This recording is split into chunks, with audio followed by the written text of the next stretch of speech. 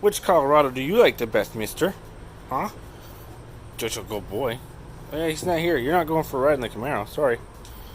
Sorry. Yeah, let's go. I'm going to go ahead and talk about Chevy Colorado today. Pros and cons. No, this isn't going to be a list video. It's just the facts. So the first thing I'm going to talk about is the motor and transmission. Now, everybody's heard about the dreaded shudder. I'm not going to spend too much time talking about that. Obviously, if you've read anything online, you know that these transmissions on these trucks are not the greatest. So unfortunately, no matter how much you take it to General Motors and get them to replace things, the shudder will always come back. I've talked to plenty of people who have gotten tuners and have done things with them. The shudder is still there. Now, I've been fairly lucky using the Diablo Sport tuner. I haven't had too many issues in terms of the shudder coming back. It does still happen when I'm going uphill if I'm at low RPMs, but it's been great for me so far. Now, anybody you talk to who's had a transmission shudder will tell you there's a fix, that there's a bulletin out for it. And what GM will do is they will fix it by replacing your torque converter.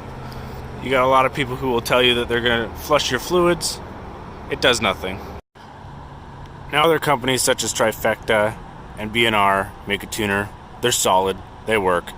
They'll fix your shudder for the most part. Or you can go ahead and just drop a bunch of money and get it supercharged. That'll definitely fix the shudder. So being that I have a 2016, I actually have the LFX motor. Now, the LFX motor is very strong. Comes out of the Camaro. So does the LGZ. However, online, if you look, the LGZ has had far more issues than the LFX. And honestly, at 41,000 miles, my truck's still going strong. It gets maintained regularly, and it's never let me down. I've never had any misfires. It's been perfect. Moving on, I'm going to talk about another con for this truck. Squeaks. I don't know how well you guys are going to be able to hear this with my keys or anything else, but just listen.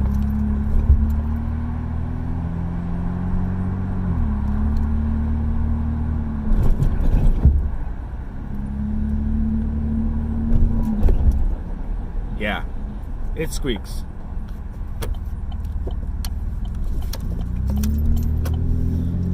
Now, honestly, something like that doesn't bother me at all. I've always felt, hey, it's a truck, it's gonna squeak. It's just what it does. It's never really been annoying. I can understand how it can get annoying to some, but for me, it's not a big deal. But it's just something you should be aware of if you're looking to buy one of these. You could fix it a little bit by getting it oiled. It's usually the rear leaf springs that need to be coated. I don't care to do that. It's a truck. It's going to make those noises. See if I can't get it to do it again really loud for you guys.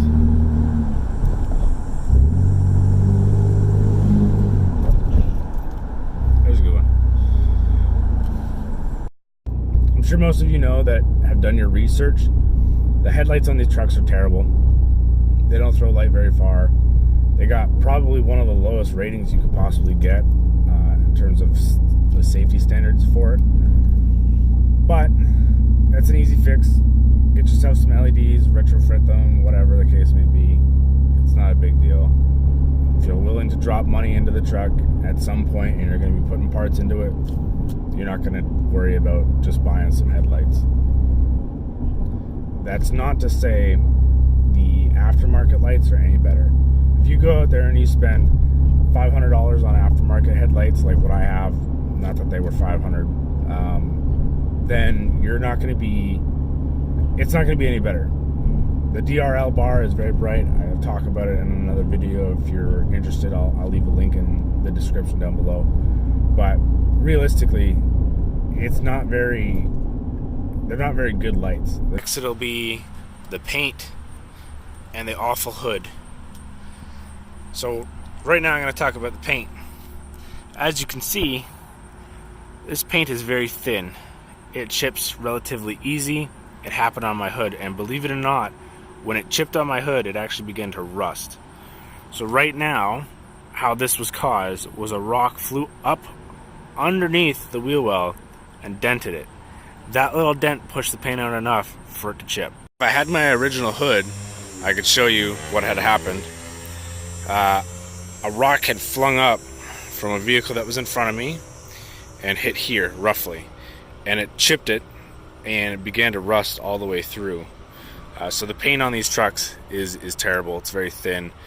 It'll scuff really easily. As you can see, I have all these lines here. All these lines there. If you're a person that likes to protect your paint in your truck, you're going to be really annoyed at this paint. So it's just something to think about before you buy. Talk a little bit about the hood as well. So this is the RK Sports Ram Air hood. It's heavier, it's made out of fiberglass. So the one thing that I just wanted to mention about the original hood is it bounces around a hell of a lot on the highway. And I'm sure a lot of you guys already know that. So I'm happy to just tell everybody that if you go with an aftermarket hood, like the RK Sports hood, it won't bounce around as much. It still will a little bit, but anybody who's been on the highway at 100 miles an hour, you know that the stock hood just flaps around, and it makes you kind of nervous at first. So that's also another thing to be aware of. It's very flimsy. You can adjust the bump stops that are underneath the hood here to stop it from flapping so much, but it doesn't really cut it down all that bad. Let's talk about tech. So, like any American vehicle, you've got your standard display. Now, I have a work truck because I'm a broke biatch. But the display, the touch screen on the LTs and the whatever else is out, the RST, I think, works great. I'm not too sure on it. There's a lot of people doing aftermarket things with the big Android screen that runs all the way down. I think it looks sloppy. I've heard and seen that it runs terrible. So I wouldn't trust that. I'm not a big tech guy. I really don't care. And I really don't care even more so that I have a key. I'm not bothered by not having push button start. In a day and age where we're lazy about everything, how much harder is it to actually just turn a key? But I digress.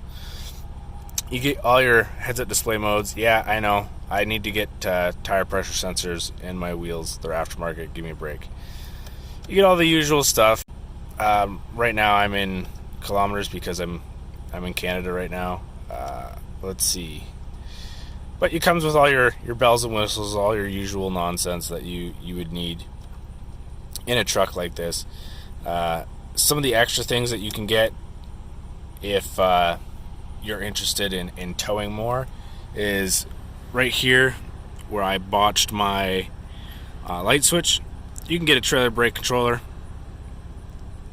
Not a big deal. Not that you're going to ever really need it. I don't think most people are going to be towing the maximum capacity, which if you get the, I believe it's the Z85 towing package, it's about 7,000 pounds. And payload, I'm not sure on the bed payload, but the bed payload and the towing capabilities of this truck are best in class. I don't have, all the fancy stuff, but the technology in these trucks are fairly standard. You're not going to see anything special in these that you wouldn't see in a Ford or a Nissan.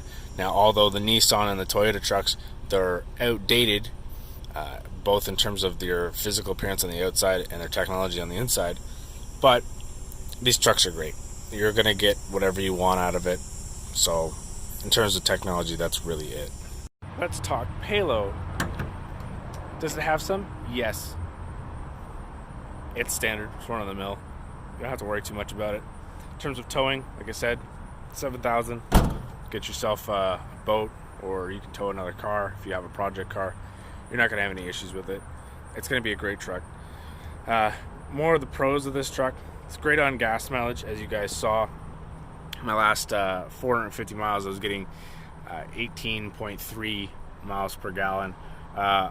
That's actually not bad. I reset that when I got back. I was in the States for a little bit there this past weekend, and I was getting 23.1 miles per gallon. Now, obviously, I have a tuner, and that's going to help. But realistically, if you're not driving this truck like I drive this truck, you could probably get 20, 23 miles per gallon regularly and not have an issue. Even when you're towing, they do great. The motors are strong.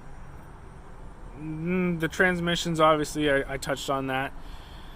But everything else about this truck I love. You would have a hard time finding a better truck for the price. Now, the pros of this truck: it's very capable off-road, gets good gas mileage. The towing and payload are probably one of the best in class. The aftermarket applications are incredible.